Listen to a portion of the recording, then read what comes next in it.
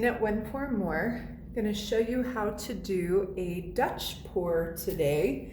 If you enjoy Dutch pour, the person to follow on social media is Rinske Dona. She is from Holland, and so she does a lot of this style of pouring. It's very fun. The extra accessory you're going to need is your hairdryer. So I like to keep mine on cool instead of hot setting. And I will tell you, if you have the ready to pour paint from Michael's, it doesn't like heat and it doesn't move as well.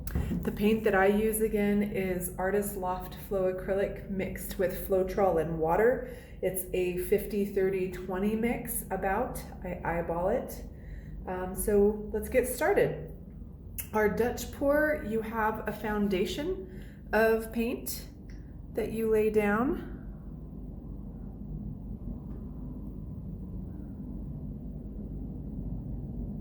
I'm going to do two sides here, a white and a purple.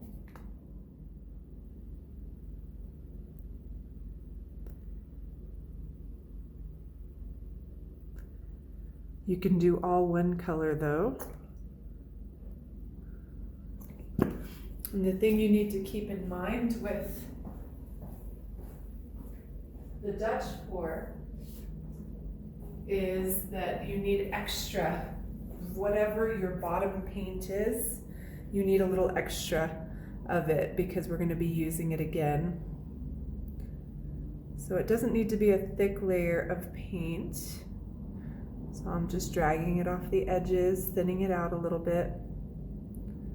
Evidently I put a red cap on my white paint, so there's a bit of red in it, which is interesting. Need to be more cautious with that.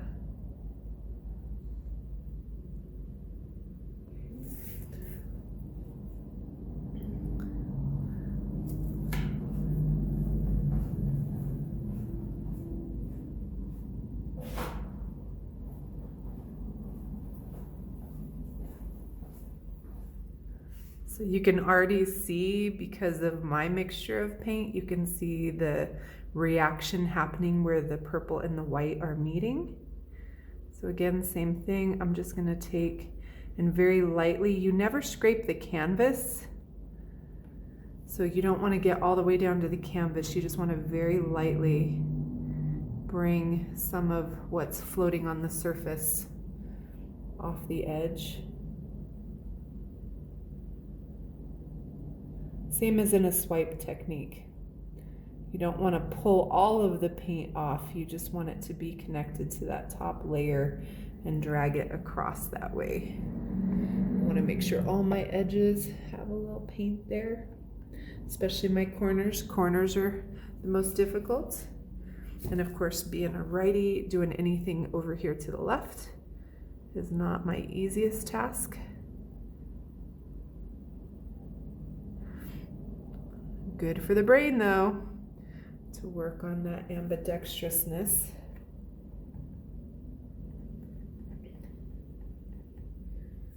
All right, so now we're going to put down our color, and you can do this in so many different ways. There's not like one particular way to do it.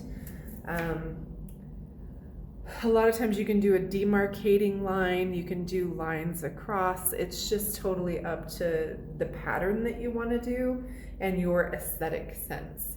So you can do puddles of paint, but wherever you put your color, so I'm going to do some gold along here. I'm going to do a little silver also along here, and then I'm going to do some black for a little drama along here.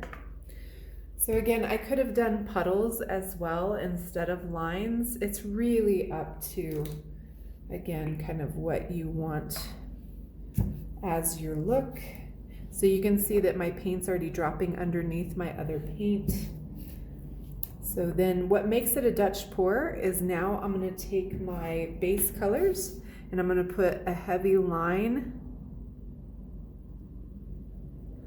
along both sides. And then I'm going to use my blow dryer to push this paint over the top of my colors and then push it out. So you might want to turn down your volume. This is about to get loud.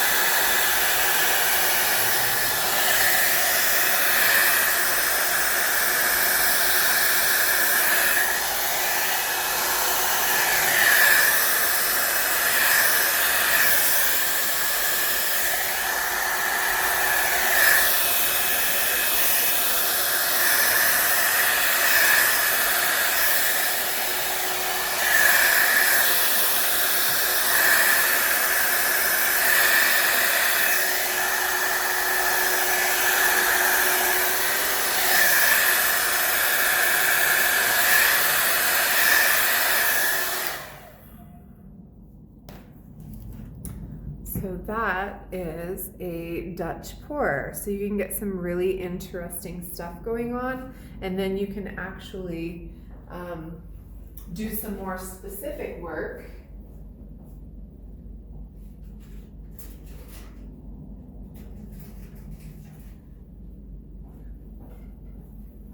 As well. Rinskaduna, she just blows straight on the canvas.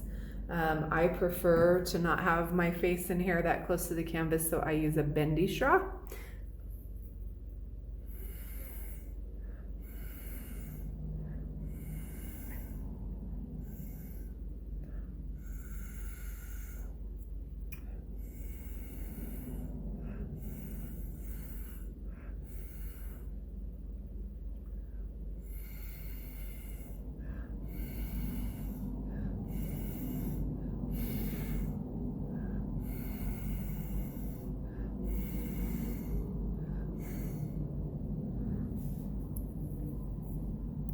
And again, you want to do it until you have an aesthetic that you very much enjoy in your painting. It's not about anybody else but you.